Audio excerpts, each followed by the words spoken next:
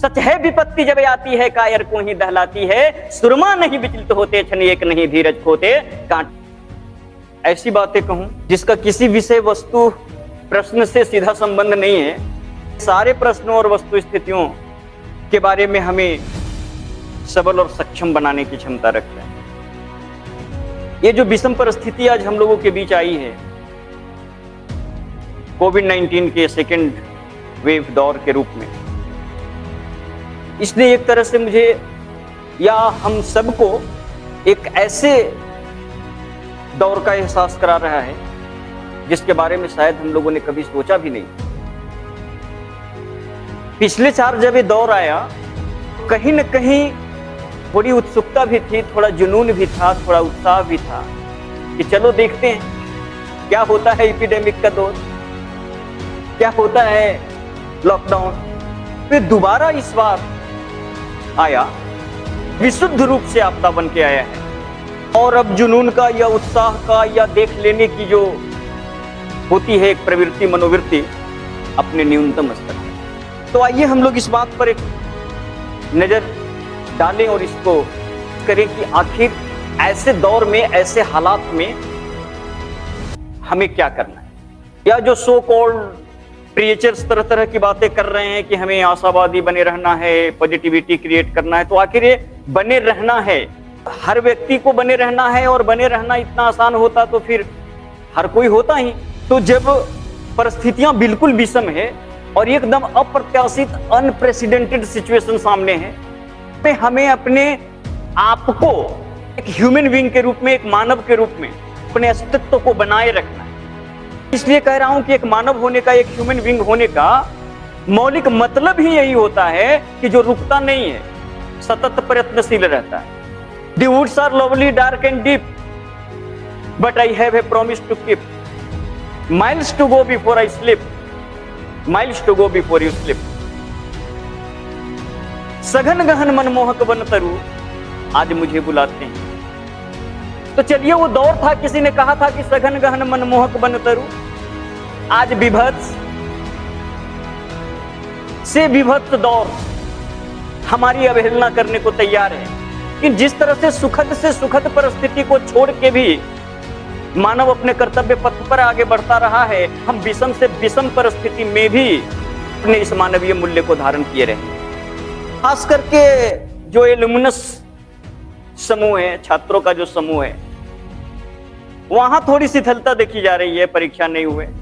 लेकिन जो शाश्वत सत्य है उसको इस टेम्पोररी सत्य से क्यों ओझल होने देते हो? शाश्वत सत्य है कि परीक्षा होगी, आज नहीं तो कल, इस वर्ष नहीं तो अगले वर्ष, इस महीना नहीं तो अगले महीना होगी परीक्षा, ये शाश्वत सत्य है। नहीं होना ये टेम्पोररी फैक्ट है। ये टेम्पोररी फैक्ट आपका ट्रैक नहीं है, आप अपने ट्रैक पर बने रहिए।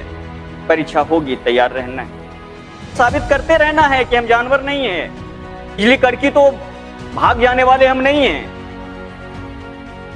हम उसका अवलोकन करने वाले हैं, विश्लेषण करने वाले हैं, फिर उस पर अधिकार करने वाले हैं, और एक बटन के रूप में उसे अपनी मुट्ठी में कैद कर लेने वाले हैं। बिल्कुल तैयार रहिए। देखिए, एक सामने फिगर ये अमिताभ बच्चन साहब नजर आ रहे हैं। एक दौर याद आता है, इन्होंने एक कंपनी बनाई थी, ABCL, Amitabh Bachchan corporation limited. वह कंपनी, जहां तक मैं याद कर पा रहा हूं, मिस यूनिवर्स नाम से एक वर्ल्ड वाइड इवेंट होता है, और उस इवेंट को कराने का एग्रीमेंट इनकी कंपनी के साथ हुआ। और जब उस इवेंट को लेकर के वर्ल्ड वाइड उसकी तैयारी करनी होती है, बहुत सारा धन इन्होंने निवेश कर दिया। और जब इस इवेंट को लेकर भारत में भी जो इसके कार्यक्रम होने वाले थे, उस पर तैयारियां शुरू हुई, और भारत के अखबारों में, न्यूज़पेपर्स में जब ये बातें आने लगी कि अमिताभ बच्चन की कंपनी जो है ABCL, Amitabh Bachchan corporation limited, वो सौंदर्य प्रतियोगिता के इस महानतम, सबसे सर्वश्रेष्ठ मिस यूनिवर्स वाले इवेंट को पूरे दुनिया में करा रही है, और उसके कुछ संस्करण, कुछ कार्यक्रम भारत में भी हो। तो सो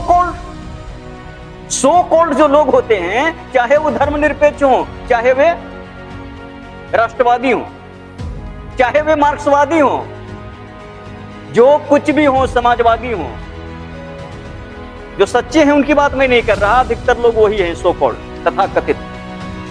तो ये तथाकथित हिंदूवादी राष्ट्रवादी लोग सड़कों पर परचम लहराने लगे, झंडा फहराने लगे कि हमारा देश महिलाओं के सम्मान का, संस्कृति में उनको सर्वश्रेष्ठ पायदान पर रखकर पूजने वाला देश है। यहां आप महिलाओं की सौंदर्य प्रतियोगिता, उनके शारीरिक अवलोकन पर आधारित इस तरह की प्रतियोगिता कराने की ये जगह नहीं है। हिंदू संस्कृति में इस तरह के कार्यक्रमों के लिए कोई जगह नहीं हो सकती और हम आपको इस तरह का कार्यक्रम यहां नहीं कराने देंगे।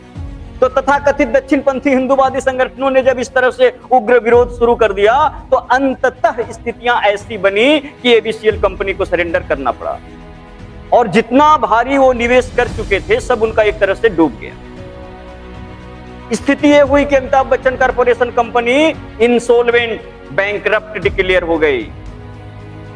अमिताभ बच्चन दिवालिया घोषित हो गए। ठीक है, एक पक्ष है, छोड़िए, यहां से आगे बढ़ते हैं। तो अमिताभ बच्चन का व्यक्तित्व अपने आप में वर्ल्ड वाइड रिकॉग्नाइज है, सुपर डुपर हीरो के रूप में लिए जाते हैं।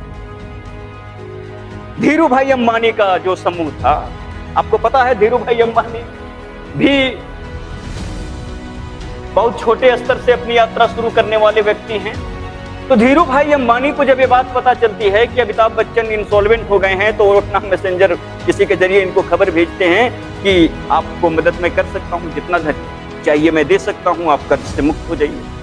अमिताभ बच्चन ने उस कर्ज को लेने से इनकार कर दिया।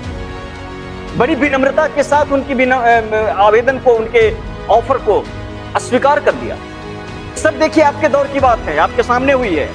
तो दिवालिया अमिताभ बच्चन आज फिर एक बार विलियनरी अमिताभ बच्चन के रूप में आपके सामने। सब कुछ होने के बाद, एक महान स्टार बनने के बाद वो दिवालिया हुए। और उस दौर में चूंकि उनके बड़े लोग से जान पहचान थी, और मैंने एक उदाहरण दिया कि धीरू भाई अंबानी ने खुला ऑफर दिया कि मैं मदद करता हूं, लेकिन उन्होंने किसी से कोई आर्थिक मदद नहीं दी। फिर उन्होंने बुढ़ापे में जीवन की अगली पारी, जीवन के अगली यात्रा, संघर्ष के अगली यात्रा को शुरू किया, उस पर चले। और फिर उन्होंने अपने सम्मान में भी श्रीवृद्धि किया और आर्थिक रूप से भी इतना संपन्न हुए कि उन्होंने सारे कर्ज को अदायगी कर दी। इंसॉल्वेंट का दाग मिट गया और आज फिर से वे एक बिलियनरी के रूप में स्थापित। तो ये कौन लोग हैं? इनकी सफलता के किस्से आपके सामने क्यों गढ़े जा रहे हैं, क्यों कहे जा रहे हैं? क्योंकि आप ये मान के बैठ गए हैं, शिथिल हो गए हैं कि परीक्षा तो हुई नहीं, अब भी तो होगी नहीं, कब होगी कुछ पता नहीं, तो चलो बस यूं ही समय गुजार दो। कोविड का 19 है, कभी इसको जिम्मेदार ठहराओ, कभी उसको जिम्मेदार ठहराओ, कभी उसको जिम्मेदार ठहराओ, और खुद के लिए कंफर्टेबल स्पेस क्रिएट करते रहो। आज ही पहचान हो जाएगी कि कल जब परीक्षा होगी तो कौन सफल होगा। वही सफल होंगे जो आज भी विद्यार्थी बना रहेगा, जो अपने मूल धर्म, अपने मूल पहचान से हटा, समझो कि वो गया।